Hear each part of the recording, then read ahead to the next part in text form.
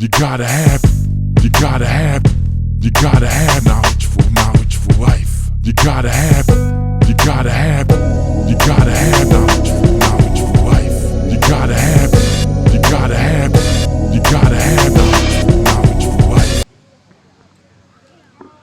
Assalamu alaikum. In the name of Allah, the Beneficent, the Merciful, I would like to greet you all in the greeting words of peace. I want you all to hang around because we're going to touch on another aspect, and that is our mental health. How many of us need mental health therapy? We should all raise our hands, because if you're born black in America, you need mental health therapy.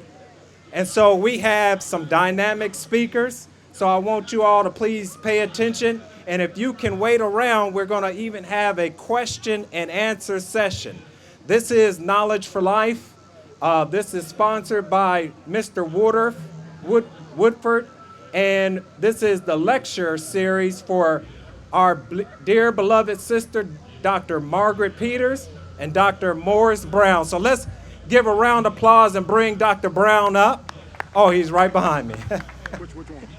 Just both of them. This one's going, yeah. Hello, Dayton. We're going to keep it moving because I know you guys been here a while and there's plenty of distractions, but that's what the Culture Festival's always been. You got to compete with everything. So I was prepared to do an hour talk, and you guys know I can talk. But we've got 3 other dynamic speakers, so I'm going to modify my talk. But it's about our mental health and the stigma associated with it. The one point I want to make, if you leave here without anything else, is I'd like to destigmatize the whole issue of mental health, because for the most part, we're talking about brain health. And I think if we change that to brain health, we can now talk about some prevention.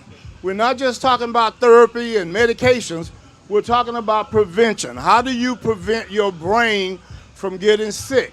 You know how to keep your heart from getting sick. We want to show you how to keep your brain from getting sick. You know your diets for cancer. Interesting enough, the diet for heart disease, the diet for cancer is the same diet for a healthy brain. So that's my opening statement. Now, I do know that I can talk about one thing that these gentlemen, fortunate, thank God for them, they can't talk about. And that's the mental health that results from the criminal justice system. Now, for you all that don't know it, I am a convicted felon. I have gone to prison. And I am now off supervision, so I can talk about this. And not only am I going to talk about it, the community will we're going to project some solutions to our current justice system. Our justice system now is creating mental health problems, is creating sick brains. When you take down, and I won't call these other gentlemen, but you guys know it's about 4 of us went down at the same time. I won't expose them, I'll expose me. I'm the felon, okay? I got mug shot, I got fingerprinted, I got shackled. I was in isolating confinement for what? For being a doctor. After it was all over, all they could say was he was a doctor. But they forced my hand into plea bargaining so that my wife wouldn't go to jail. Now, I do want you guys to hear that, because if the government comes after you, trust me, they can frame you and they can make you plea bargain, because they're going to go out of your next of kin. So those of you that's working with a family member in an office setting where you might be vulnerable, you might want to think twice about that, because that's how they get you. They go after your love. I was ready to go to trial because I thought I could beat my case. There was no doubt in my mind, because I hadn't done anything wrong. But when they threw my wife in the mix, I was looking at 10 to 20 years. She was looking at 3 to 5 years. I couldn't risk it. So it was a no-brainer. So I took my slap on the wrist, admitted to the lie, said I was drug trafficking. I'm going to tell it all now because I can talk. Rice just got me off supervision. He don't know what he gave me. This mic's going to be 3 times this size when I start talking, because we got to correct it. So what is the problem? One of the problems with the justice system is you got prosecutors who wants to be attorney generals. You got prosecutors that want to be judges. And how do they get there? By taking down big fish. So if you're a big fish in Dayton, I can promise you, you're on their list. Okay, don't take my word for it. I was told they chased me for 5 years. I didn't know it. I kept hearing people telling me stuff, but I knew I wasn't doing nothing. In fact, I told them, bring it on. I wasn't doing nothing. Well, they brought it on, but then they do whatever they have to do to accomplish what they want. And what happens is they have taken the judges out of the equation. Those of you that pray for me, I appreciate it. Those of you that write letters, I appreciate it. What they told me was if we went to trial, I could not have a character witness. They didn't care about my character. No, they just want to hear the bad stuff that the prosecutor. So these are the things we're going to correct. And I've got, fortunately, I was in with a bunch of millionaires and one billionaire down in Ashland Penitentiary. And these guys got tons of money. And I was the hellraiser. And they're telling me now, if I like the spark, they'll throw on the gas, meaning money. And we're going after the criminal justice system. So that is my spiel on racism. What they don't accept is the collateral damage. Now, I got on my knees. I prayed. I survived. And these brothers was giving us therapy. That's what got me through. But there were other people around me that were affected by that. I had young doctors who were like shocked. I had patients who were like shocked. And some of these people died because they ended up turning to fentanyl thinking they were buying a Percocet in the street, which is what I was telling them 8 years ago, that fentanyl is what was going to kill people, not the Percocet. So that's going to come up later. But what we'll do now, I just want to give you guys a little bit of this so that when you hear me talking about it, you guys will show up and you'll spread the word. We've got to change the criminal justice system. We got to put judges back in the mix. Your character should matter. They just can't paint you as a negative individual in the community and then make you plea bargain and lock you up. We've got to change that. It's going to be a heavy lift, but we got to change that. So again, let's destigmatize mental health by talking about brain health. The next speaker I'm going to bring up is Brother Gibson, Brother Tony Gibson, and Tony's going to share some comments about brain health.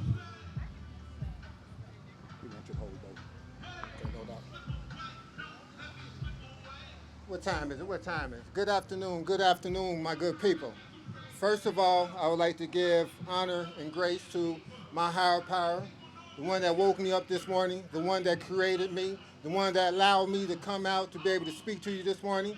Second of all, I would like to give you all the thanks for being before me, to give me a moment, give me an ear. And thirdly, I would like to give thanks to Brother Shackelforth and all the sponsors here at the Black Culture Festival. Now, we were just we're going on with our mental health hour, and I'm aware that every time we speak about some mental health, we get afraid and we want to run, you know, because we like, oh, that's not me, it does not pertain to me. But one thing Dr. Brown did say, what can we do to keep ourselves from getting sick? Because we speak of mental health, we are not saying that you have an issue or something is wrong with you, but I can tell you for a simple fact that if we do not understand what's going on with inside of our minds and our bodies, we will end up sick. Okay, well, check this out, though. I speak from experience. I don't have a degree. I'm not a doctor, none of that. But I speak from experiences. I'm going to share a story with you all, a story that is very touching to my heart on this mental health issue. I have a brother that's 51 years old, just turned 51 in February, okay? My brother was diagnosed with ALS possibly 6 to 8 months ago. From 9 months or less, my brother's in a wheelchair. He cannot operate himself. He needs help in every instinct, feeding, going to the restroom. I'm picking my brother up like a baby, my big bruh, picking him up like a baby. But I can tell you one thing, check this out. My brother was the one that ran the streets when he was young, okay? He was out there doing his thing. He dealt with a lot of trauma, a lot of danger, a lot of things that caused him to prepare for what he's dealing with now. And I'm talking about 15 years ago, because my brother's lived in Texas for 8 years now, owned 3 semi-trucks. So he's been away from Dayton doing a good deal. But I also tell you this, he has 4 children. We all raise our children differently, but there were some things that we must handle that I felt that he didn't handle. And I'm going to go ahead and speak on it. He allowed too much stress to come up on him. He allowed his kids to bring the stress up on him by not correcting them when he should have been correcting them. So as they're growing up, he is still taking all of this pain, carrying all this luggage on his back. Not only that, I say he's a semi-truck driver, okay? He's over the road for 3 months at a time. Just imagine, we in our cars. We drive, we looking like this on the caution, making sure we don't get no accident. I was a CDL's licensed bus driver, plus trash truck driver for 25 plus years, okay?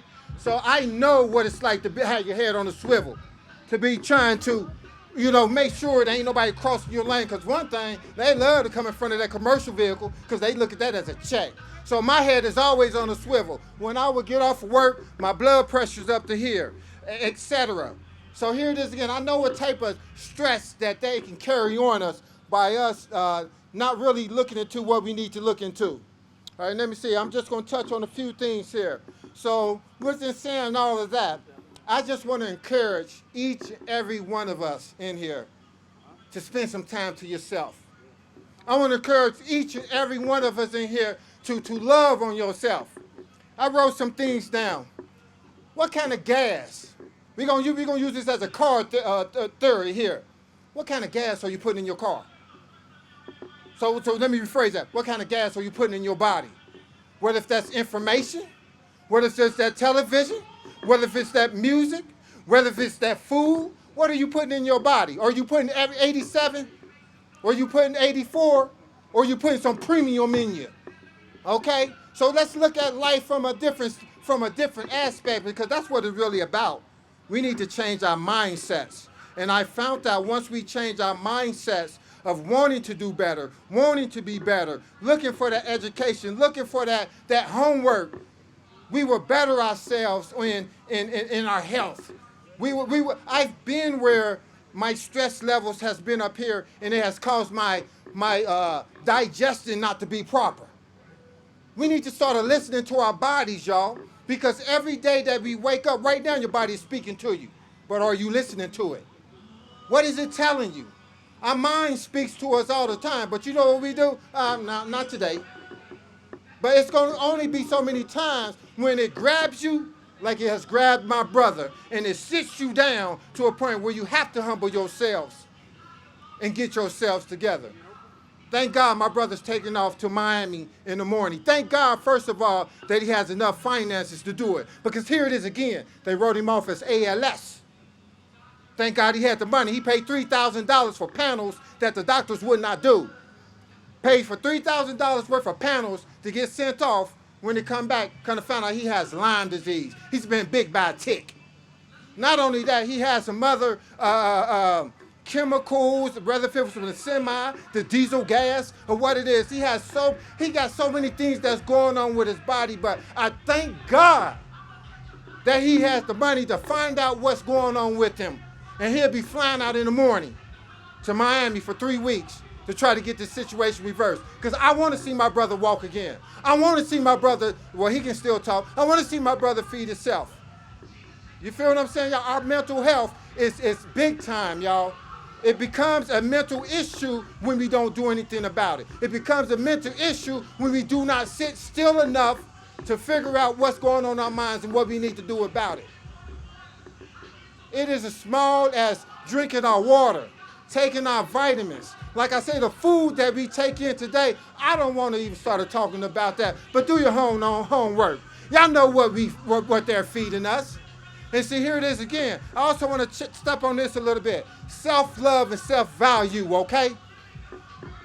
Before we even get to that, forgive yourself. We got a problem with forgiving ourselves.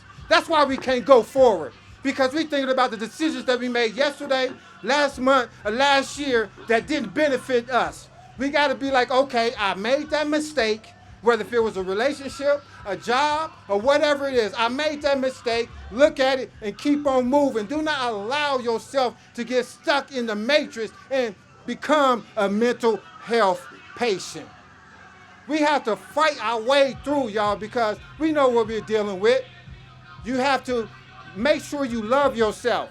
Take some time with yourself. Cut the TV off and the music sometime. And I can guarantee you when you do that, your spirit will start speaking to you from inside. You know, my brothers up here talking about God. I love God. I give him the praise every day because I know that's why I'm breathing. It's deeper than that. It's deep. It's deep because we can go to church every Sunday and every day and still go home sad. What's up with that? That's a self thing. That's an inner thing. And then once we find ourselves and get ourselves together, we can praise the Lord a little better. Not only praise the Lord a little better, we can praise our neighbor a little better. I'm going to say this and I'm going to get going. I don't see too many young brothers around, but I'm pretty sure somebody listening to me. My men out here, we gotta get in our roles. We're not in competition with the women at all. But we are leaders. We're supposed to be leaders. I got two right here. I got two young men right here. We got to claim our roles, y'all.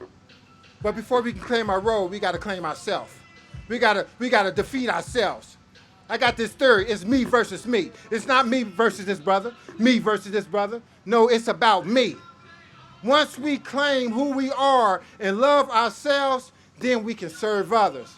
We are great men. We got to take our roles back. We got to start leading our families. We got to start being greater fathers. We got to start being greater uncles, grandfathers, whatever they got to be. But if we ain't got ourselves together, if we're not connected with our own spirit and our own souls, there's nothing we can do for anybody else. Like I said, I don't know how much time I had up here, and I don't want to do too much. But all I want to do is encourage each and every one of you all to love on yourself. Try some I am affirmations. I am beautiful. I am a queen. I am a king. I am a man. I am he. Because you only are what you say you are. The world is telling us what we are every day, and we believe it. And you want to know why? Because I see my men walking around like this. And when my young man right here, if you don't learn nothing else today, excuse me, mama. Excuse me, mama. I don't know how y'all walk. Man, make sure y'all walk with your head up. It ain't about your chest or trying to hurt somebody you want to. No, eye contact. Let me take them off. It's about eye contact. When the man greets you, you get up and you shake his hand and you look him in his eye. When you start going for that interview, look that man in the eye. That shows sincerity. That shows growth. That shows wisdom.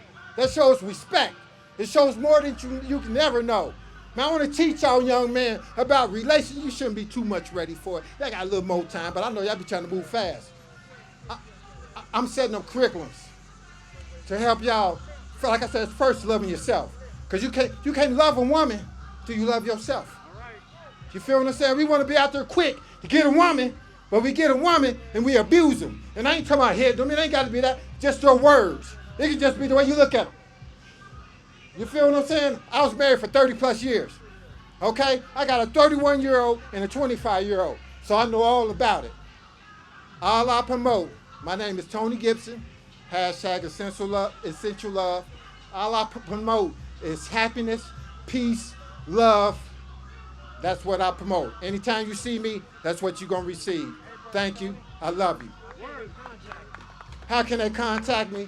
Okay, you can contact me on Facebook at Tony Gibson. You can, well, you know what? I don't have too many social media pages. I'm going to get that together. I need a young buck to help me out. But you can get at me on Facebook at Tony Gibson. And you can go to my page. I have a lot of things going on. I invite you all. I love you all. Peace, love, and happiness. Okay, Tony, thanks for your passion, brother. Thank you. Dr. Tway, let's keep it moving before people get sick of listening to all of us. We got only two more speakers. Dr. Tway is going to talk about your spiritual health, and then we got the real doctor in the house, Dr. Julius Beckham, PhD psychologist. I can't see. Greetings again.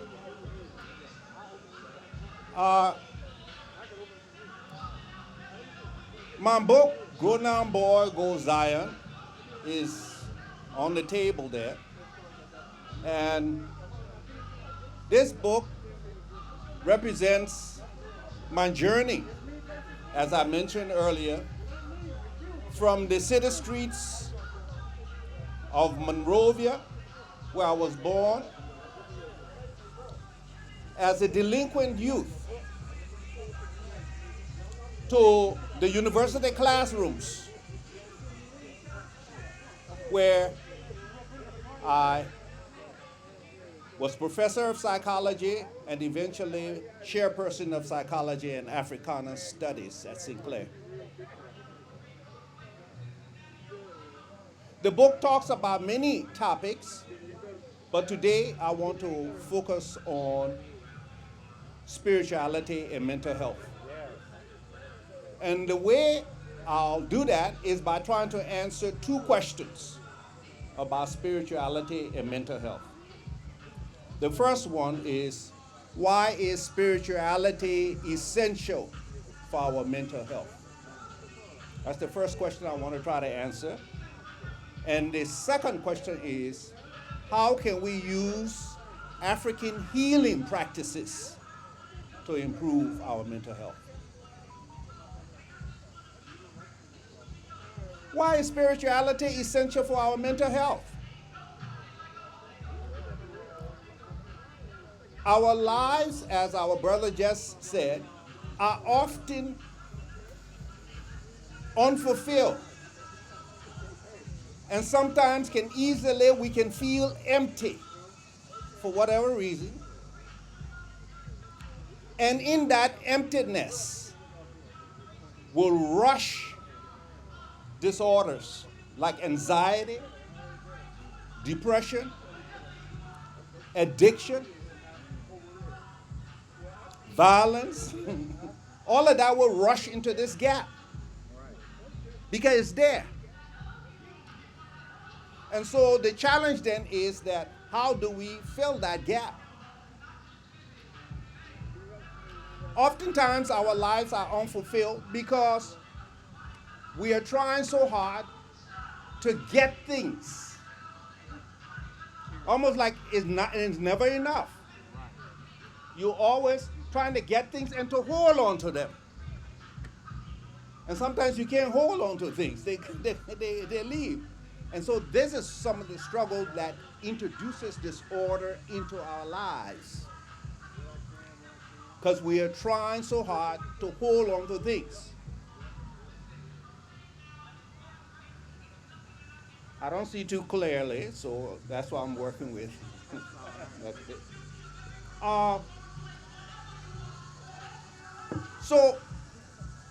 So the issue then is, how can we then use our spirituality to improve our mental health? The thing about spirituality is that all of us are born with spirituality. It's in our genes. Nobody gave you spirituality. You're born with it. You need religion to develop that spirituality. And so that is what is given to you, religion. But nobody gives you spirituality. We are all spiritual beings. You see. And so the challenge then is, what kind of religion is going to introduce spirituality to you? And what we have is, as African people, we've taken our religion with us all over the world. African people today are still practicing the Yoruba religion in Trinidad, in the Brazil, in Cuba, and right here in the U.S. We've taken our religion with us.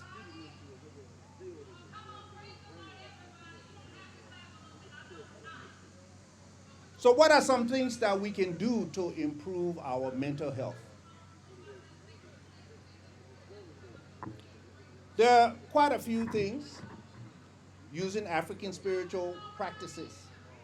One is to recognize that we are spiritual beings and that we have to make connections. Because as spiritual beings, we're not individuals. We're not individuals. As spiritual beings, we're part of what? The energy of the universe. There's no difference between me and you as spiritual beings. We're all part of this universal force. It is our physicality that gives us this difference. And you over there and I'm standing here. But in the spiritual realm, there's no difference. The other important thing is that in our physicality, what we have inside of us is oftentimes reflected what? Outside of us. What you're seeing really, oftentimes, is an indication of what's going on inside of you. And so when we look at our community and see the chaos in our community, where you think we should look for this chaos at? In ourselves. Because that's where it's coming from. That's where the chaos is coming from. And we have to find a way to address that chaos in our community. Because it's coming from within us. We have abandoned our healing practices and taken other people's ideas and practices. That does not fit us. So what are some things you can do? There are many, but I will talk about 5 of them. First, you have to begin by asking yourself, who am I? Who am I? Because oftentimes we tell lies to ourselves about who we are. And then you have to follow that question about, am I what I say I am? Because we lie about who we are oftentimes. And we are not really what, so we have to ask ourselves, am I what I say I am? Am I an African person? Am I a righteous person? We have to ask ourselves that.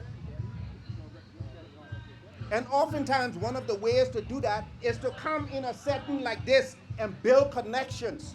Because one of the problems that lead to our disorders is divisions. People are trying to divide us.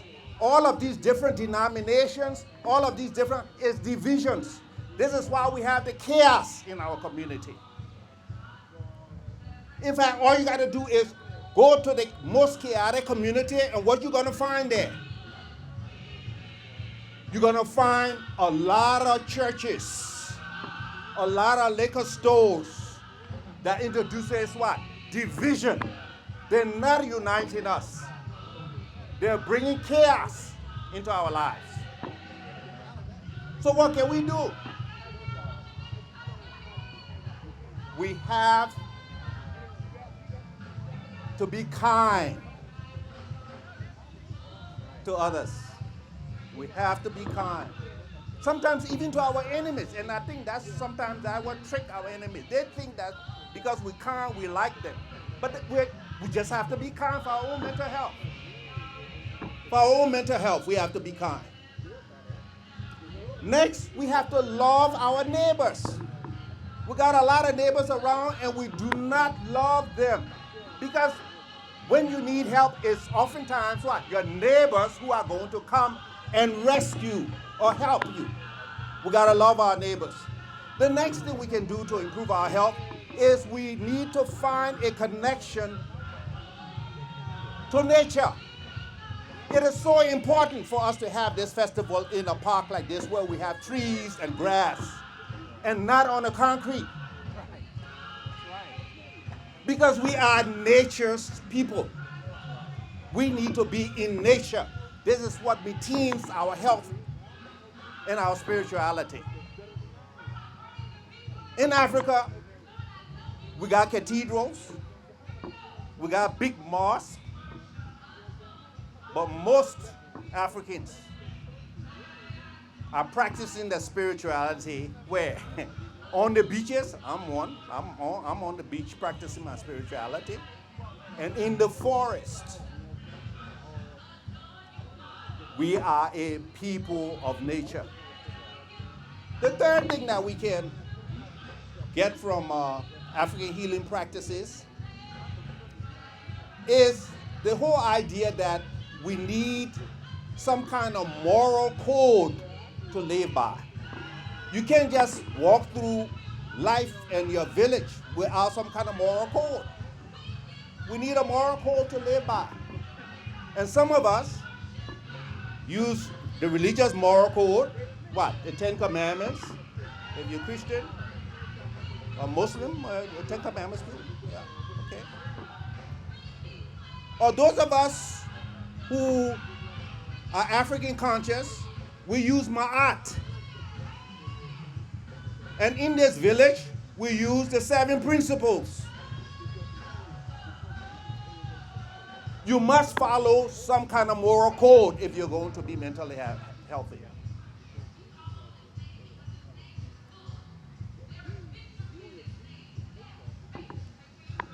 Was that 5 or 4?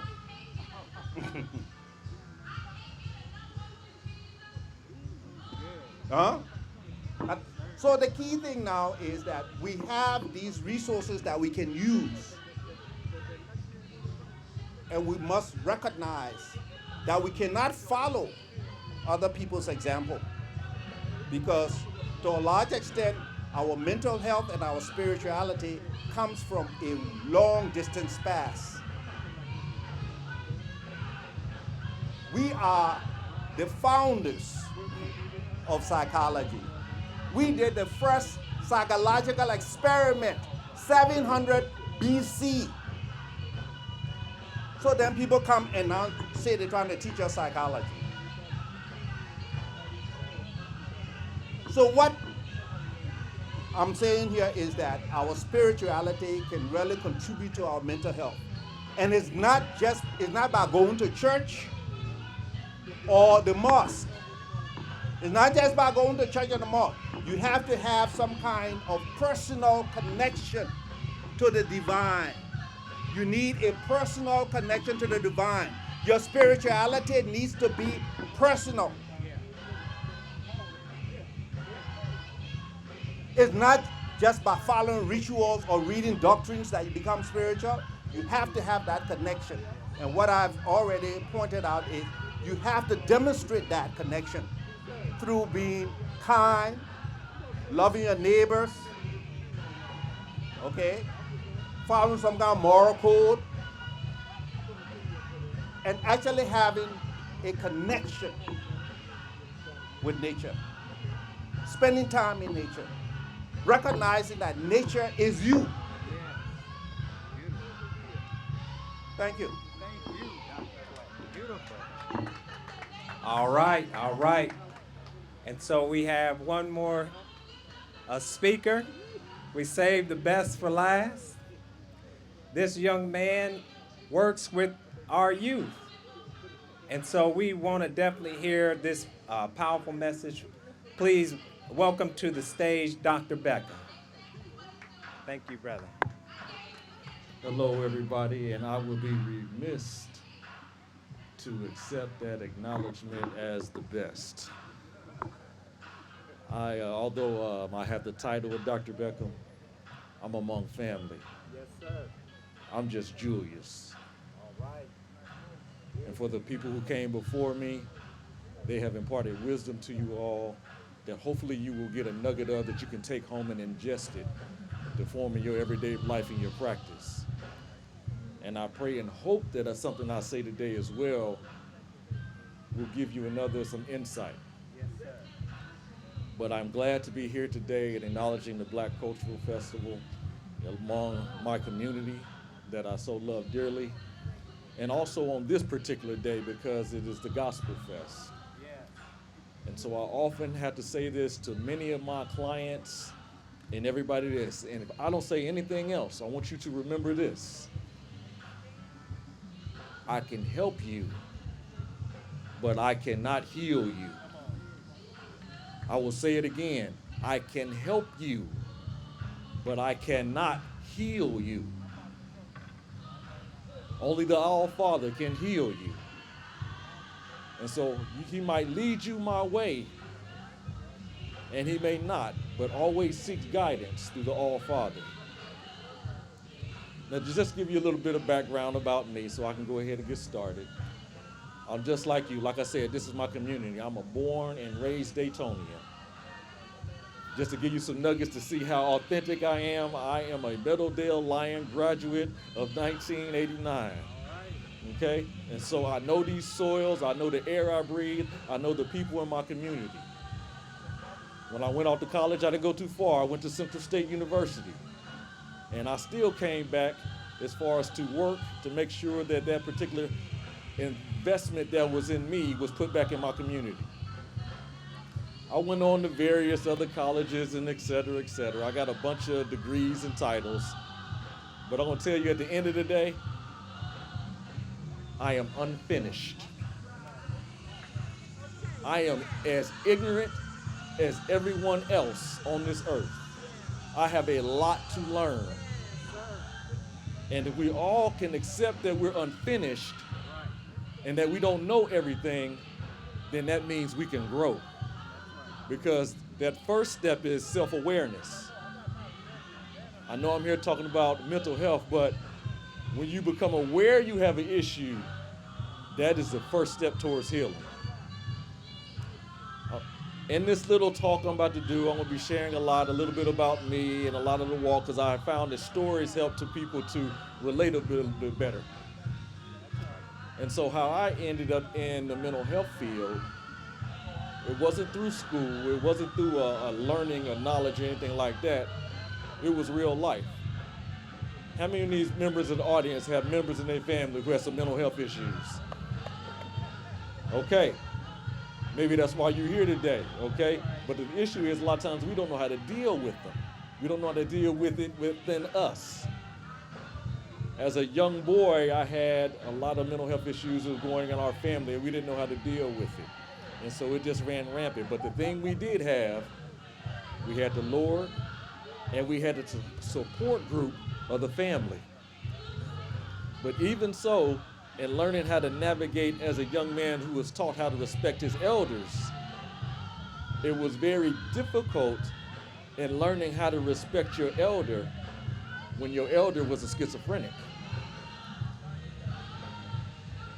As a young boy, they might say, go do something, and so maybe one of my older, younger cousins was like, no, don't do that.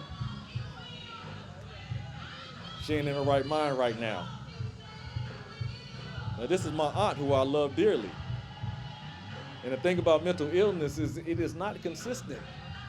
You could be on some days and off in another. That includes me. Hopefully I'm on today. Now let me give you an indication of trying to navigate your family in regards like this. And so the first notion was to ignore them. Well, that went against my principles of honoring my elders. So I had to learn when to ignore and how to ignore. One day, the kids was let loose because somebody gave my aunt the responsibility of watching the kids. So we went in the kitchen, and all of us had the regular principle of ignoring her. And we went in the kitchen and just started putting food together. We put some sardines with some mustard, and we put corn chips in it, put some milk in it. We just playing in the kitchen, and we just mixing it all up and then playing with each other. So, you gonna eat this? No, I ain't gonna eat that. That's nasty. That's nasty. It came to me and said, you gonna eat that? And I said, no, I ain't gonna eat it. And then all of a sudden, my aunt woke up and said, yes, you are.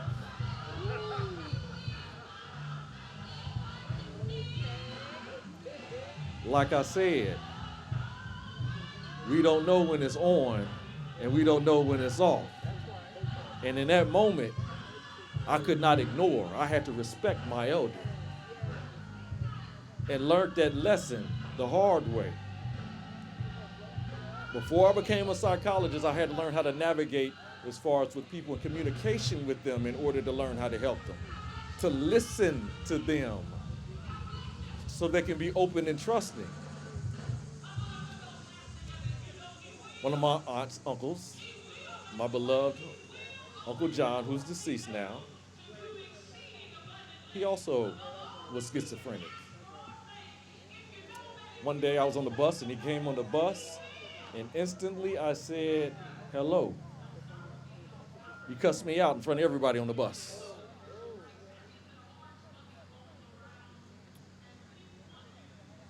I learned another lesson that day in dealing with adults. Listen before you speak. And the way we treated my uncle like this was, if you saw him out in public, don't say anything. If he comes to you and greets you, that means he's taking his medication. That knows he knows you. Because He didn't know me because of the mental illness. It blocked it, the relationship. So listening, I'm not asking for mental health for yourselves, but I'm also talking about your family members as well. Listen.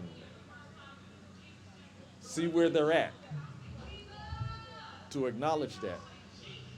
Now, mental health has many forms, many ways as far as manifesting themselves. Sometimes they'll try to label it, oh, that boy, he just busy. They labeled me with ADHD. Now, I cannot keep still for the life of me. But a lot of the practices we went away from is the knowledge of our elders. We don't sit at the feet of the elders. We don't listen to their stories or their wisdom. We rely on a byproduct, not through wisdom, but a lot of times just through knowledge. And knowledge alone will get you nowhere. My grandmother raised 15 kids. And so I used to sit under her, and every day she used to do this. Julius, come in the house, along with all the other little kids. She'll say, we're going to pray. So we would sit still and pray. I had one eye open and was like, Grandma, are we done yet? She's like, nope, we ain't done yet. Grandma, are we done yet? Nope, we ain't done yet. And every single time we'd wait so long that I'd fall asleep. This went on for, let's just say, a very long time. And it wasn't until I was an adult till I really understood what she was doing. She was training me to be still. She was training me to have some self-discipline over my body, to stop and meditate and reflect upon my actions so that I could use that as an adult. Now, raising those 15 children gave her that wisdom. It wasn't a book. It wasn't going to the doctor that said anything, but it was through that wisdom. Like I will repeat again, knowledge alone is not sufficient. Because many times we have the knowledge, we just don't use it. Luckily through that, I still had some difficulties. I went on and let's see, I might have been in high school at Middledale. And when I was 17 years old, I started having seizures. And so they went to the doctor, they couldn't figure out anything. They gave me CAT scans, EEGs, couldn't figure anything out. Well, I was in my senior year and they told me I couldn't drive, and they told me they didn't know if I was gonna be able to work. And so I went to a depression. My grades just dropped. Now, since I still had ADHD tendencies, I was just did enough just to get by. Now, this is how I want to tell you how a support group helps. You never know who you might bless. I was standing in my locker, and a gentleman came up. It was a teacher. I'd never had this teacher before in my entire high school career. And he just asked me, are you going to college? I said I didn't know. I was not in the mindset of school. I didn't know what my life was going to be like. I was thinking about driving. I was thinking about growing older. I was thinking about working. I was like, how am I going to do any of those things? I wasn't thinking about it in college. He said, meet me downstairs in the teacher's lounge at 2 o'clock. So I went downstairs to the teacher's lounge at 2 o'clock. And he said, have you considered any of these colleges? And I said, no, sir. He said, well, what about this one? I said, no. And he said, it's an application for Central State University. He said, I want you to fill this out and send it in. So I filled it out and sent it in. I did it as asked. I went on my freshman, my grades still falling, etc. Maybe about, I'll give it maybe 3 weeks to a month. I was at my locker again. And he walked up to my locker and said, have you heard anything? I said, no, sir, I haven't heard anything. He said, meet me in the teacher's lounge at 2 o'clock. So I did as he asked. He said, I want to he gave me this phone, and he gave me a script. He wrote something down and gave me a script because I did not have the vocabulary in order to speak professionally. And that script said, excuse me, I'm checking on the status of my application. And the lady on the phone said, yes, it's processed and you should get an answer in a couple of days. A couple of days pass, a week or so, I get in mail and I get an application that says I was accepted. That was the only application I filled out. And the reason I'm talking about this and the issue of mental health is that I was depressed. This man, this black man, young teacher, decided to walk up on me unannounced and ask me if I was going to college. And not only that, support me when he didn't know I needed supporting. Now, this was nothing but God. Okay? I just plain and simple, it's nothing but God. But he does not know how much that support gave me courage, gave me strength to move out of my fear and to courage and to attend school. Luckily, as far as with my seizures, they found me a medication that helped, which actually was another godsend. This time, like I said, it was knowledge and also the experience, because my parents haggled the doctors continuously about, okay, what are we gonna do about this? And so they found the medication that worked, and it helped my seizures until I only had them maybe about once a year. But the thing about it is, I had to do some self-management.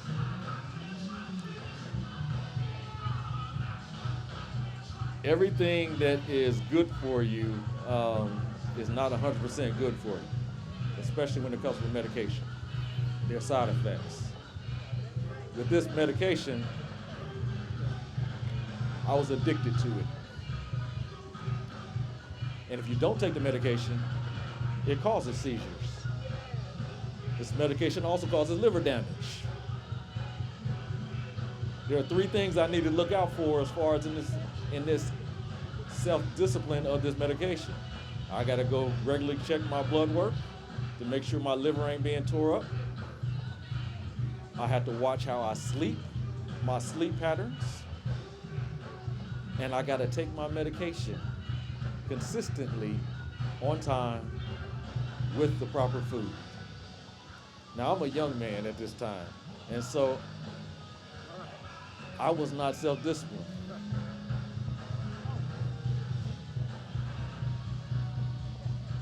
I have had seizures while driving and woke up in the hospital in the basement of the hospital because they didn't know where to put me because they didn't know where I was. With no broken bones, no nothing. Ran into 2 cars next to the river. That wasn't nothing but God too. Listen, God will teach you a lot of things, including how to manage your mental health, if you just listen. And we had to take time to listen as well. I can speak from my own experiences that God speaks in whispers. Because if he talked any louder, I know I'm in trouble. Something I really done wrong, and I might not be able to take it with my feeble mind.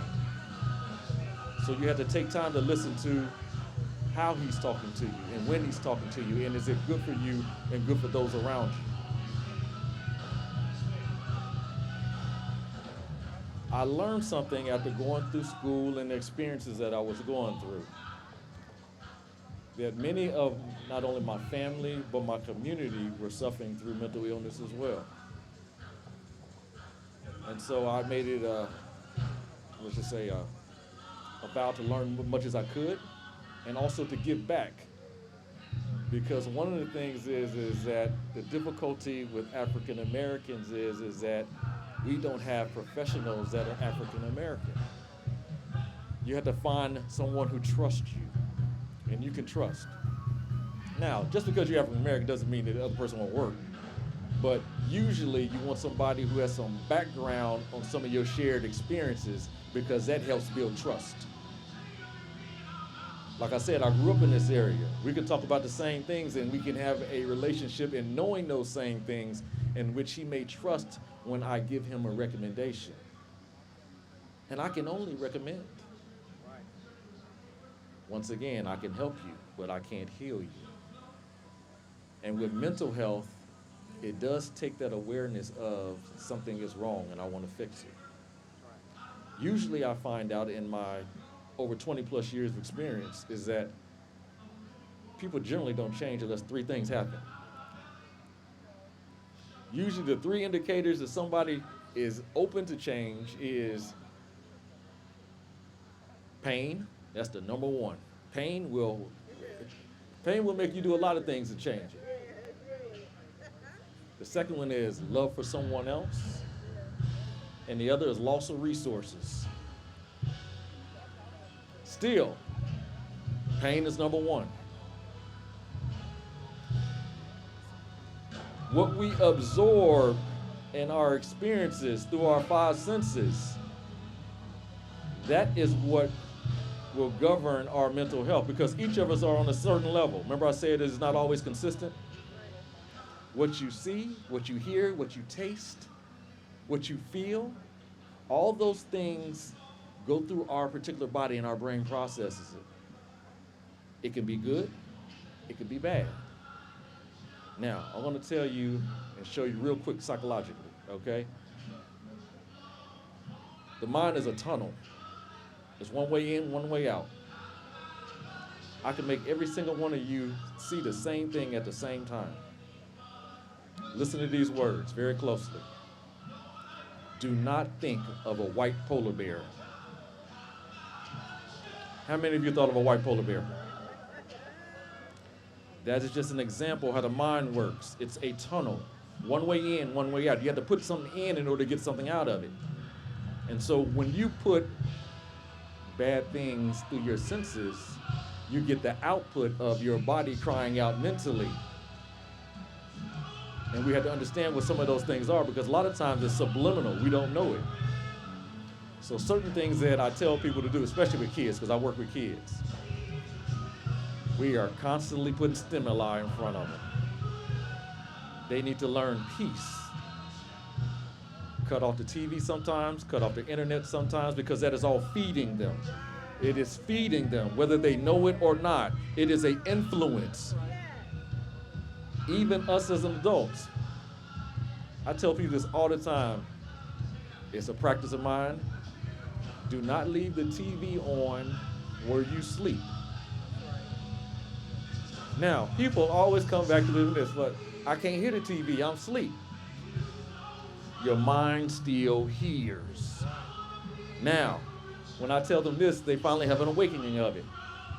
Well, how can someone wake you up? Because you can hear. You want to know everything and be in control of everything that you digest through your senses. Awareness just allows you the option of saying yes or no, I want to have this inside of me. While you're sleeping, that is diminished. The music that we hear, the stories, the modeling that we do for our children that they see, all these things help or tear down the mind and build bad practices. And the more practice that you build up, you build resilience. That's why our people were able to survive mentally strong, because number one, they had a support group, they had God, and also they had resilience in combating those things. In closing, I want to be able to tell you this. I could go on and talk all day long, but they told me I had a couple more minutes, and so I want to leave you with this. Love yourself first. Another gentleman said it. You have to love yourself first. You have to look yourself in the mirror, look at that person, and find out what are the things that you need in order for you to grow, in order for you to lift yourself up. Because one of the things that I tell people is, everyone has the power to change, not only themselves, but the world. I'm going to use this empty bottle as an example. Many times we'll walk across, Pastor, we'll see it on the ground. My simple act of picking up this trash has not only changed my environment, it has changed Dayton, it has changed Ohio, it has changed this country, it has changed this entire world by that simple one act. And the only thing we have to do is decide what acts are we going to choose to change the world, and not only the world, but ourselves. I thank you very much. All right. So we're going to do a Q&A. I'm going to act as Phil Donahue, and you all can take a seat. And I'll give you the mic. Well, So who has the first question that they would like to ask to our panel? I'll go ahead and ask the first question. So, Dr. Beckham, you talked about and you touched on the subconscious mind. A lot of us don't know the power that the subconscious mind has over the conscious mind. And I would really like for each of you to answer that question. Well, we'll start with Dr. Baker.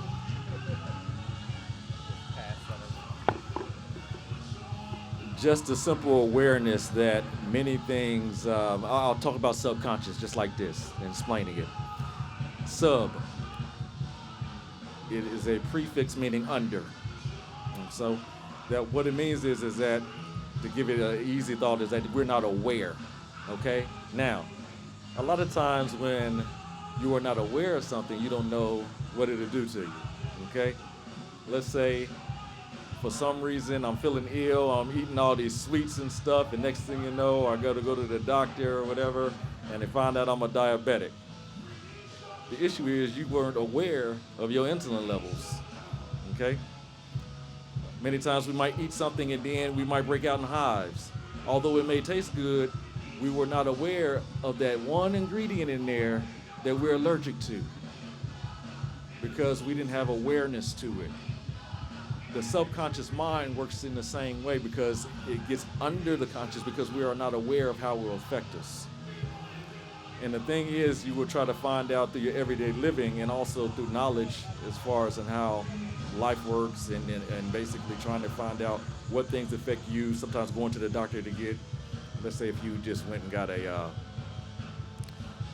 blood allergy test to find out what allergy you got. Now, for me, I am aware that too much dealing with people tears me down. I had to go back and go in peace and regroup to build myself up.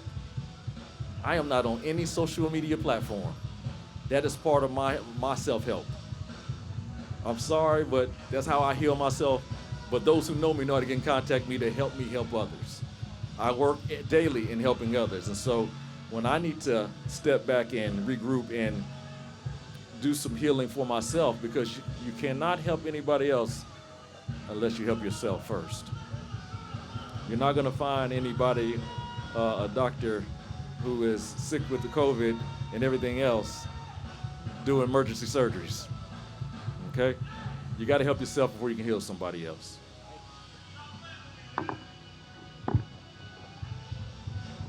I'll continue with that same question. And again, this is audience participation, so you guys can still answer the question if you don't.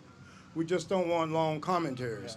But the subconscious mind is really what controls capitalism.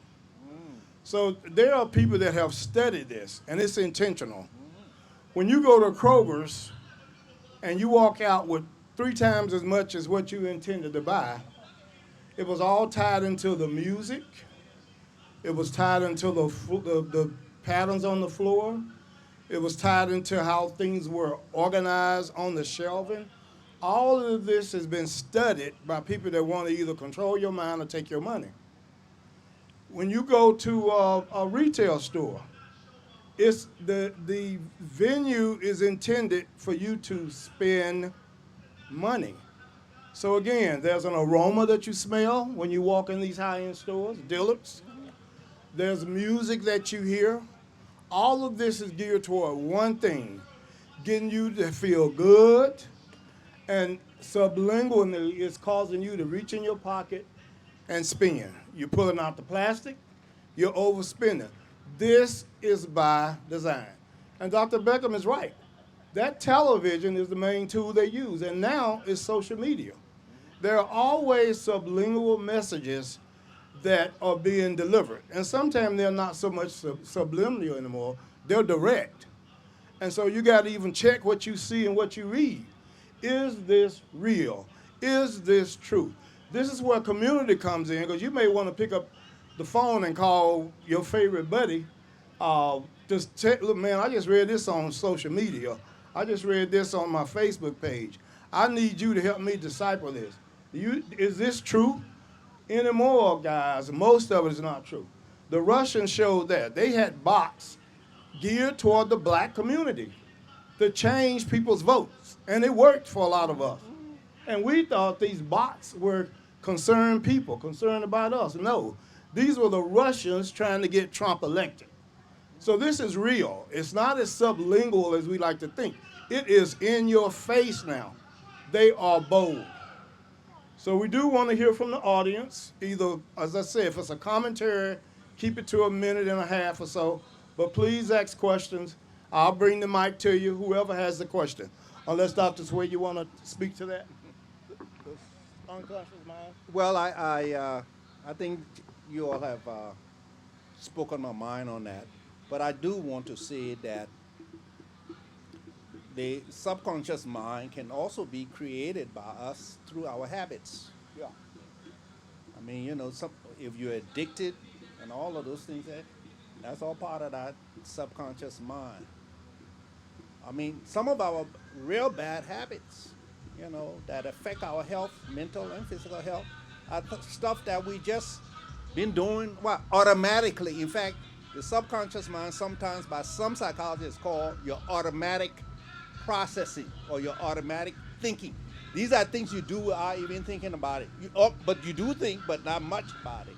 So we call that automatic processing. And so what we say then is that you need to make effort to think about what you're doing. And that's where in psychology we talk about mindfulness. You got to be mindful of what you're engaging in, or else someone may be controlling you. Or maybe some kind of bad habit could be controlling you. You see? And that's really one of the challenges we find. A lot of our problems, and I mentioned that, I go back to spirituality. Because we have lost contact with African spiritual traditions, we have been programmed. I mentioned that in my libation. We have been programmed by our enemies who, to a large extent, have committed criminal acts against humanity. Criminal acts. The religion that they have encourages them to commit criminal acts against humanity. And then it encourages us to engage in criminality against ourselves without even knowing it. And then we get into this problem automatically, and then we wonder how we got there. We have to be very careful and have to be mindful of whatever religious practices and spiritual practices we're dealing with. You can't just grab things off the internet or books or because your parents told you so. There's a positive about the sublingual, though. Let's talk about the positives. Okay. And that's with meditation. Yeah. With meditation, you can control your brain and help it to be where you want it to be. Affirmations are also part of that, where you can go within and create a message for your spirit that will help control your moral behavior. But this is self-help that we talked about. So it's not all bad, but you got to be aware of it. And if it's empty, somebody will feel it. Now that's the message. If it's empty, somebody will feel it, and they're going to feel it to manipulate you. It's called gaslighting. You guys hear that term? It's real. It is real. Anybody got a question or comment? Okay, peace. There is an epidemic that's going on right now, and the doctors aren't really telling anybody about it.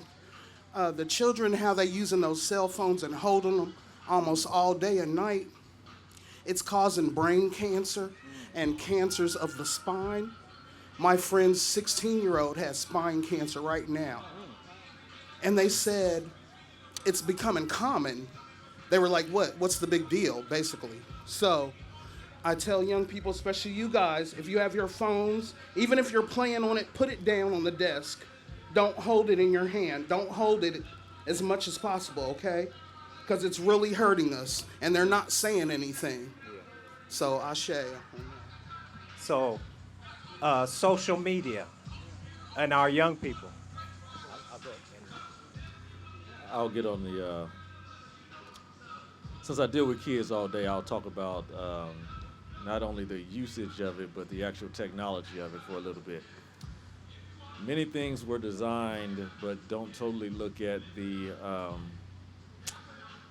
I would say what happens for the use of it. They say what's called acceptable harm. And so that acceptable harm means that the cost benefits for them saying it's worth it. We can make some money off of it versus the harm that will come of it. Now, this is just not with technology. This is with food. This is with drugs. This is et cetera. And so you have to still take the time. You just can't accept almost anything face granted. You got to take the time and research and talk to people who know to find out if that acceptable usage is good enough for you. Because I've not only heard with cell phones, the earpieces, the actual routers where you place them in your home, don't leave it in your bedroom. I've heard all of these things, okay? So the thing about it is that all of these electronic devices do have some unintentional consequences that we have to learn about and be vigilant about, but it takes us to find out and then communicate that to the ones that we love in order for them to be defensive about it. Now, that's just the technology of it. Now, the actual use of it as well, as my gentleman said before, the things that are on the internet, the information that is freely given, everybody's not prepared for it. Do you know we have such a spike as far as in mental health diseases, and everybody's blaming it on COVID? No, this is way past pre-COVID, okay? It's not just COVID. The amount of suicides in the black community, male, female, the amount of anger issues, etc., medications being delivered, and of course, the capitalism way of thinking about it is saying, well, we're just diagnosing better. It's like the issue is that we're receiving it better because the mind, okay, the mind is only meant to take what it is ready for. That's why you have to watch the development of not only yourself, but your child's mind as well. Many children who find themselves in trauma or trauma-like situations is because their mind was not able to deal with it because they caught it at an age where they wasn't developed enough to take it. And with social media, everything is on the internet. You don't give access to pornography to a 5-year-old, unlimited. You don't give access to all kind of negativity. Even your political pundits, they will give out negativity towards each other. And you wonder why all this division and stuff is going on. And so people start to think and build the defense mechanism of thinking that this is normal. My life doesn't look anything like it does on TV or the movies. It's a whole lot slower. But these children think that's what life is supposed to be like. And so that's how they behave because it's been programmed that way.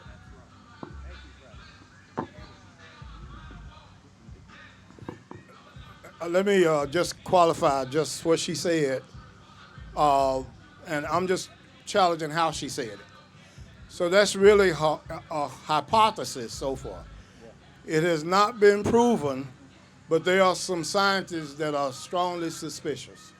Now, what we do know that the electric magnetic field is much higher now than it was before microwaves and iPhones and all of it. So we do want to make sure we distance, as Dr. Beckham said, distance yourself from that electronic field. Turn it off. And your kids are doing what my kids doing. They're going to bed with the phones in their hand and they texting all night. So you need to go in your room, the kids' room, and see if they got the phones. Don't even take the phone in the room. Now, I don't put the phone up to my ear because of that electronic magnetic field. It's closer to my brain. And that was definitely what they call a signal that suggested that excessive phone use can increase brain tumors. But they said it was a signal, meaning it looked like it. But then they did a double-blind, placebo-controlled study, and we don't know who sponsored the test, because that's important. But the test came back and said, nope, nothing there. But like I said, you want to see who sponsored the test. It may have been sponsored by the 5G people, by the Elon Musk of the world. So you definitely want to do what's safe. Moderate, but some things you want to minimize. And social media, as Dr. Beckham said, that was one of the topics I was going to deal with. It is it's terrible for our kids. It's terrible for some of us as adults. Why? Because you're constantly being compared with your peers. You can turn on YouTube now and see a friend who just came back from Cancun with all the glory and all the pomp and circumstance. Well, what did you do? You didn't go because you couldn't afford it. So what do you feel? You feel like your life is somewhat coming short. But now think about kids. Think about kids. The other thing that social media is doing, bullying. It used to be if I got mad at Brother Muhammad here, I'm in his face. And we might go behind a tree and we're going to take care of it. In social media, when I come out to Brother Muhammad, I got all of my people that's connected in my group going against all of his people, and there's a whole lot of conversation before we meet face to face. So next thing, I'm on his territory, let him know through social media, and we coming at you. I know where you're at because I done GPS your phone. I know where you're at. I got my gun. I'm coming at you. So this is a new climate. We really got to debunk all of this. We got to cut back on the violence, but we got to cut back on the things that promote the violence. And there are people that don't care about our kids. They don't care about us. And so they're going to do whatever they can to make money. And I'm a capitalist. I got 3 companies now. I'm a capitalist. But we got to have a moral capitalism. Social capitalism, social responsibility. We just can't make money at the expense of anybody and everybody. But people don't have the scruples that we learn. They don't have it. It's get it. However you get it. We don't care. Can we hear from the audience? Who would like to ask a question? There's no question that's a dumb question. None. I'm going to just put it in front of somebody's face. Sister Billy, I know you got a question. Any type of mental health question, ask these while we got them here. This is the beautiful Sister Billy. Let's give it up for Sister Billy. This sister overcome, what was it? Brain tumor. A brain tumor. So, thank you, sister. Both of them? Yeah, both. Okay. One's for the... Good afternoon, everybody. Good afternoon. Yeah, I had kind of researched that. I'm 2 weeks from being a 9-year brain tumor survivor. Yes. And that was something that came up, as a where does this come from? Now, honestly, I try not to dwell on it, and also because there's so many people, babies, born with them before they had a chance to do this. You know what I mean? So I'm not saying that it doesn't, and I hear what you're saying. It does matter who funded the test, right? But we do have to consider that unfortunately people are born with some of these diseases, so it's just kind of in a little bit of everything. You know what I mean? But I stand here as a survivor, and also, your brain is your most important. It runs everything else. So it's been a battle as a parent with who did not grow up with this. Like this is a tool for me. I could, it's a thing that we need them now, but I can honestly care less. And it's really hard for us parents with young people today.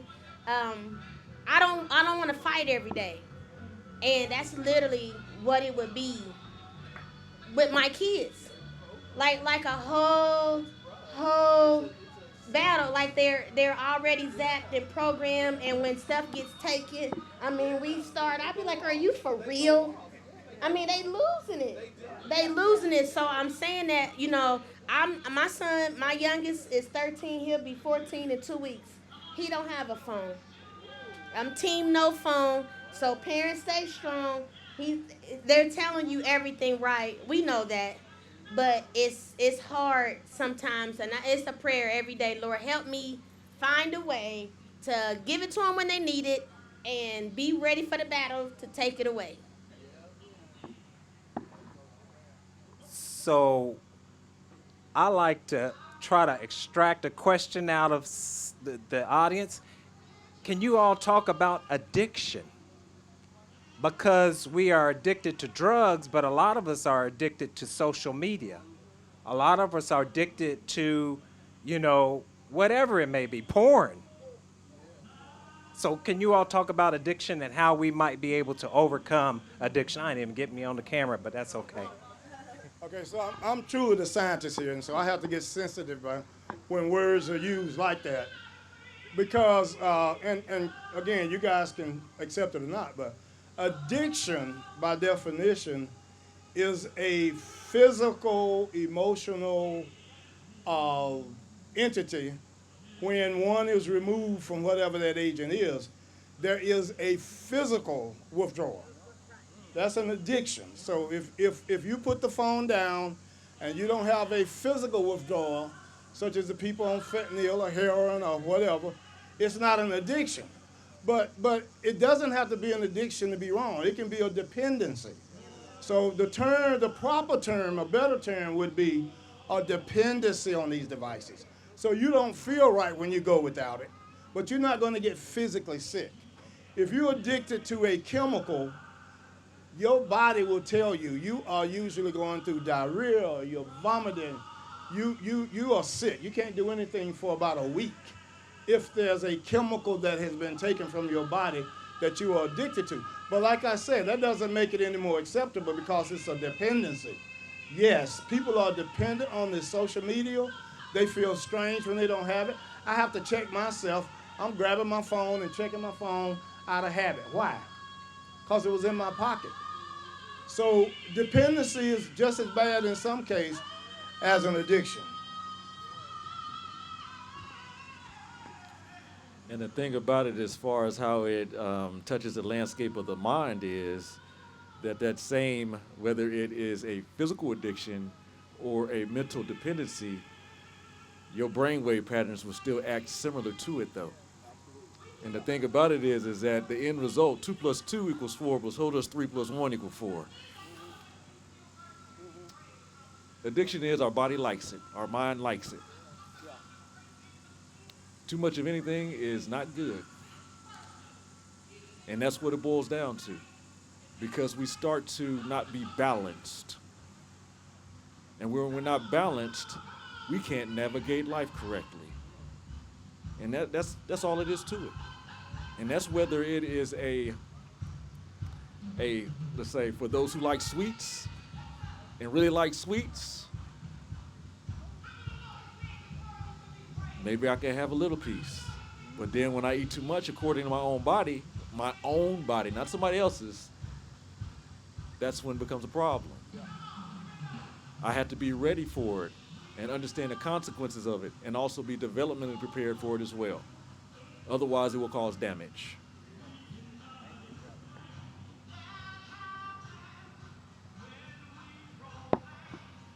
Anyone else have a question? Oh, okay. Did you have a question? No, I didn't have a question. Well, just throw something out Oh, there. Any questions? Oh, she got a question. Okay. I'll come back.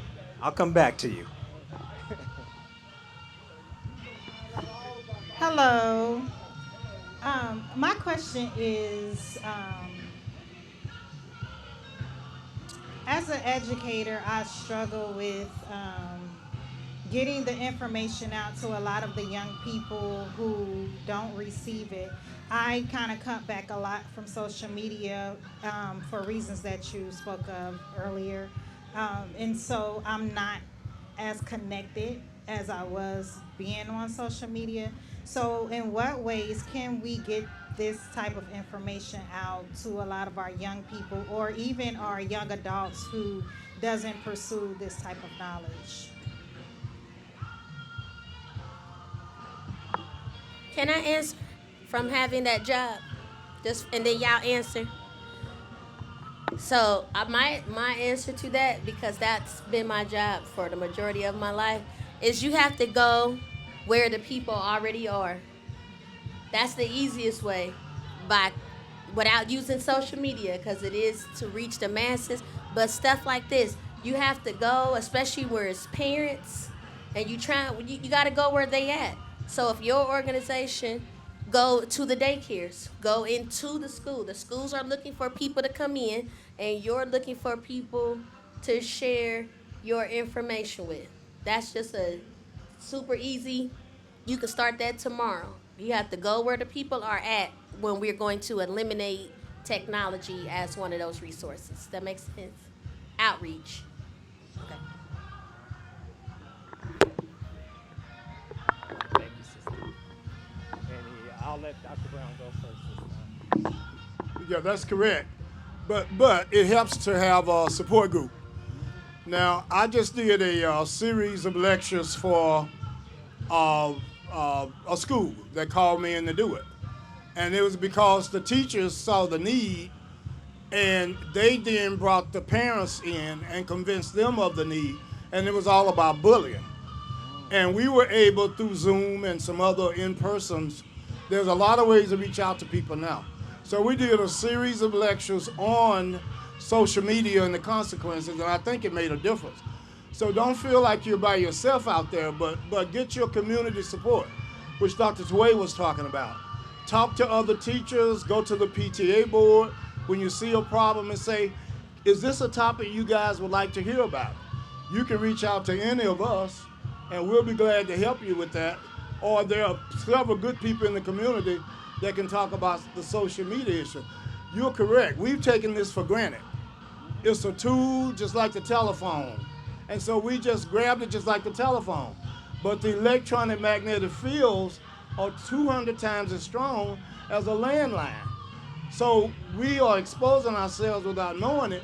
And again, the companies that make money off this, they suppress that research. You're not gonna see that. I mean, Twitter, they knew exactly what they were doing, and they knew exactly what this was doing to teenagers. They had the data. Well, they didn't present it until they got challenged. So you have to be proactive, but don't try and do it by yourself. Get your community involved.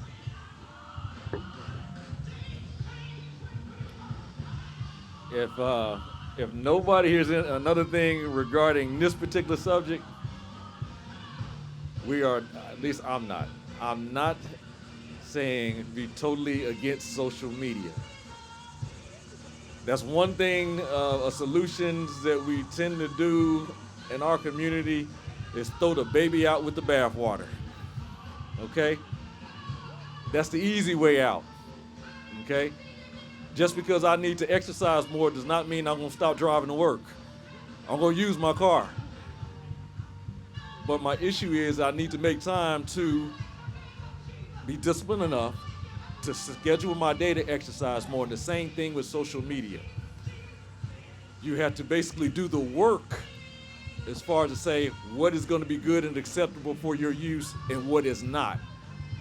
As an educator, you, like I said before, you have to find out what's developmentally appropriate for them.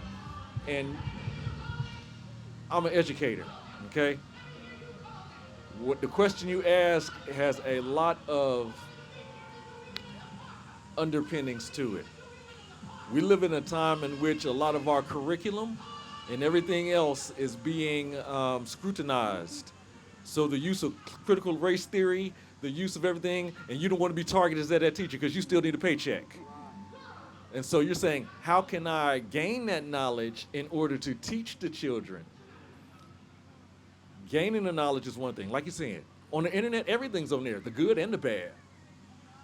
So try to find out what's good for you, but the issue you're going to have is the venue in which you can deliver that information. We're here today because we can deliver it any way we want to. And so sometimes you have to not just use somebody else's venue, you have to create your own.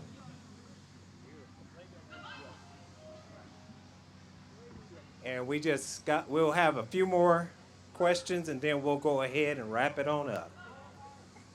All right, sister. Thank you. My question is this. I'm hearing everything, but are there things that we can buy to block these rays that are coming to us? You know, like, I don't know, patches or anything. Is there anything out there that can assist us in this, maybe lowering some of that coming to us directly? Because we're not in control of that. Everything's going to be, when you go to apply for a job, it's not one-on-one mostly anymore. Now you have to go on to the system. Even if you don't pick up the phone, it's there because that's the only way you're going to be able to get in contact or whatever. So is there anything out there that the citizens can buy to block those rays that you're talking about that's coming to us directly? Thank you. And I just wanted to let everyone know our sister has a book, Transform, Moving into Divine Purpose. So I just wanted to say that for you, sister. All right. So the answer is yes. Anything you need now is out there. You can buy these pads, these devices that decreases the electronic magnetic field in your whole house. You can buy them, but you have to go online and search it, and you got to see if it's recommended by Better Business Bureau, because that's a hustle also. Some of them are not what they are saying they are, but they know the consciousness is you want to protect yourself, you want to protect your family. So validate it. This is where the community comes in. Get resources that you can believe to see, is this a good device? Who's using this device? What happened with this device? Anything you want to buy is on the internet.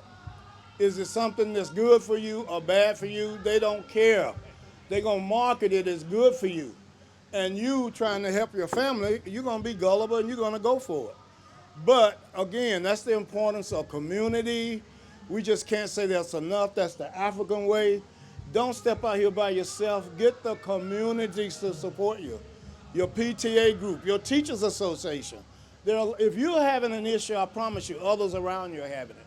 But they too, out of fear, are not saying anything. So fear is the hindrance. We have got to encourage each other to be bold.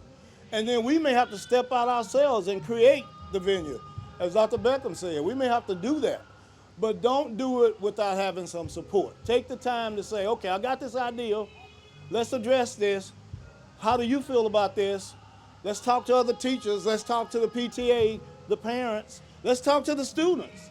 Our students are a lot more developed than we give them credit for. They're not all just dumbing down on the internet. So give them a chance. They've got solutions to climate change. They've been trying to tell us. They got solutions to gun violence. They've been trying to tell us this for 10 years. The powers that be ain't listening.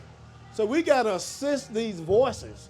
Find the voices that speak your will, that speak to your spirit, and support those voices. All right, and we got, I'll close it out with this one question, and I would like all of you to answer it and just close it out with 5 minutes. We suffer from learned helplessness. We suffer from Stockholm syndrome.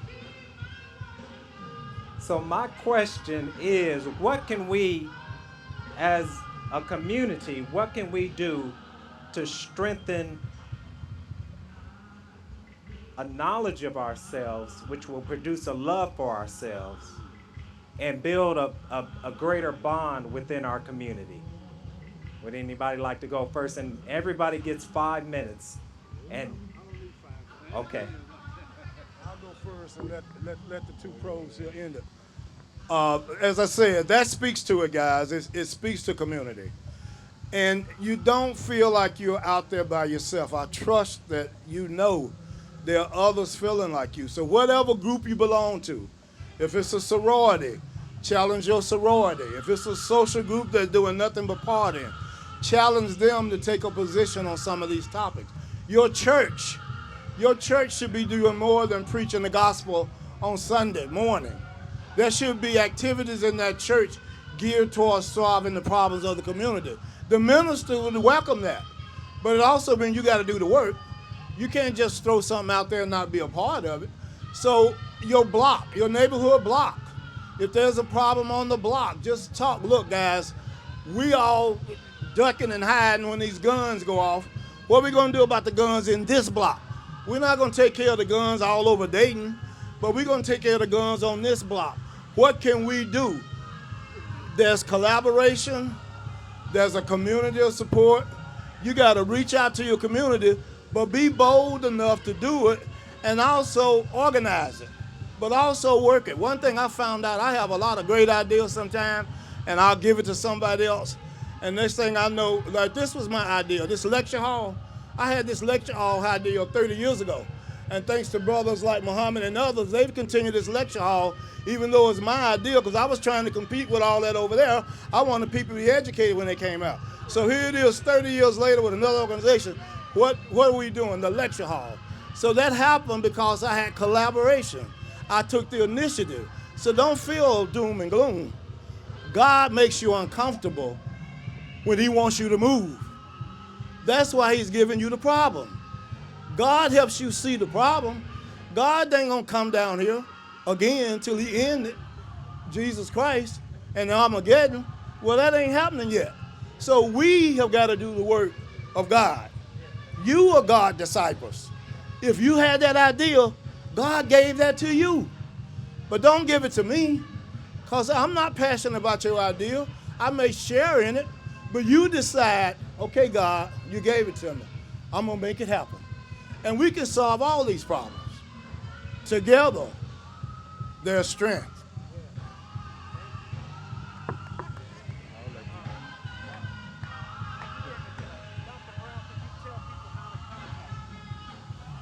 Well, I'm retired, so you can't contact me. No. But I'm active in the community, and I really don't mind if you guys use my cell phone till I get another present. My number is 937. In fact, I'm flattered that you wanted to contact me. 937-602-0453. Call me, or text me, leave a message, and I'll get back with you, because I'll back up my word. I'm not out here just talking. After what I went through, I intend to help change the world. Well, let me just say a few words before I pass it. I think that one of the ways in which we can begin to address some of these issues is what we're doing today. Absolutely. I mean, just spending the day together and talking about this in this kind of atmosphere, this natural setting, is one of the ways that we will address our issue. The other way is we're sitting around and surrounded by ancestors. Amen. Amen. These people have gone on, Amen. but they have left achievements behind. They have left achievements behind. And that's why we have them, to remind ourselves of what we're capable of. And so the issue here is that we have to recognize that we are our own savior. Nobody is going to save us. We are our own savior. So we have to work together, create the community that we need, create the connections that we need, because we know that people are working to divide us and not only just divide us, but to destroy us. I agree with. Before, can you tell them how they can get your book? My book is available right here on the table. It's on Amazon.com, but it's here on the table. And I have bookmarkers, so if you can't afford a book, just take a marker, and at some point, you can share with others, and you can go on Amazon.com and get it. Okay? I agree with both of these gentlemen as far as in how we can get together and basically combat all of the issues that we face as a group, as a support group, because one link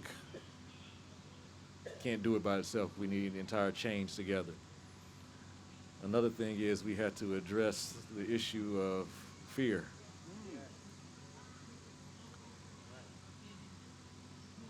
Bottom line is that many things that used to be considered either crazy or stupid, the only reason it has happened for us now is because someone overcome their fear and to put some work into it.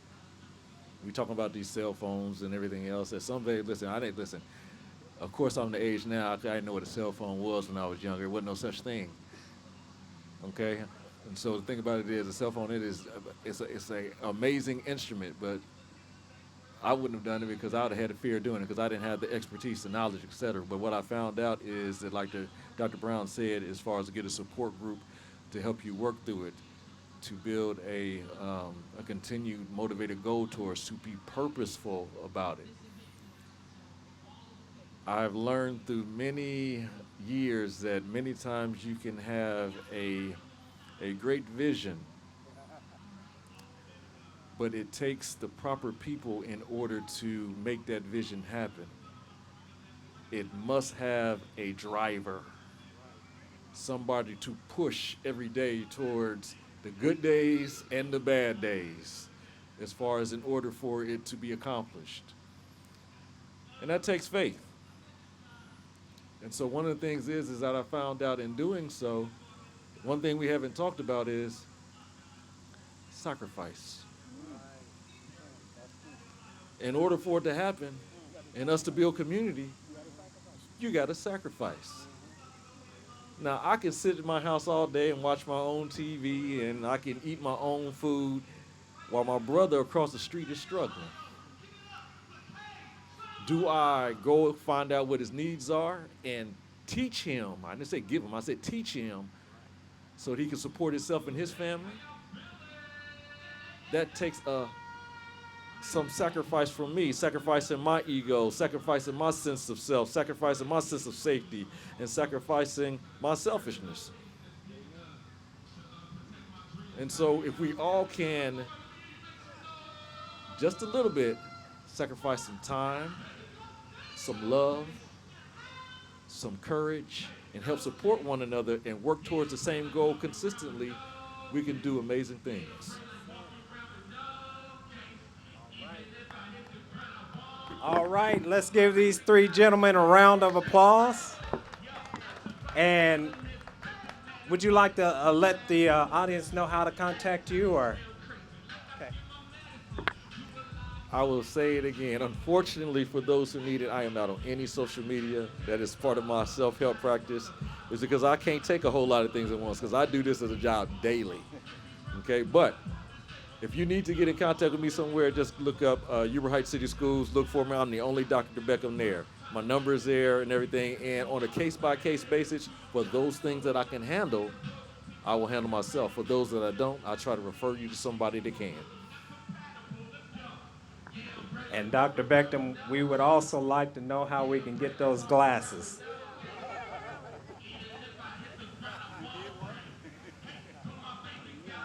Dr. Brown, would you like to close us out? great idea. I think you did a wonderful job. Can we give rounds of applause for Brother Muhammad? Because this is what works. This is what works. He took the time. I think he called me maybe 3 months ago, and he was like, "Doc, you know anybody want to talk about mental health?" And of course, I said, "Oh, I do." And well, you know anybody else? So then I threw out some other names, and he's the guy that did the work. So my thank you, and then to the audience who's been here. You guys have. I got here at 2 o'clock. You guys, some of you, I don't know how long y'all been sitting, but give yourselves a hand, because to sit and listen to this kind of talk requires a lot of self-discipline with all the competition that's out here. So give yourself a hand, and I'd like to say thank you to everybody, and we will see you next year, but let's make it happen between now. It'd be good if we could come back next year and have this same panel and talk about the progress we made. All right, thank you. All right, thank you, brothers. God bless, family. You gotta have knowledge for life. You gotta have knowledge.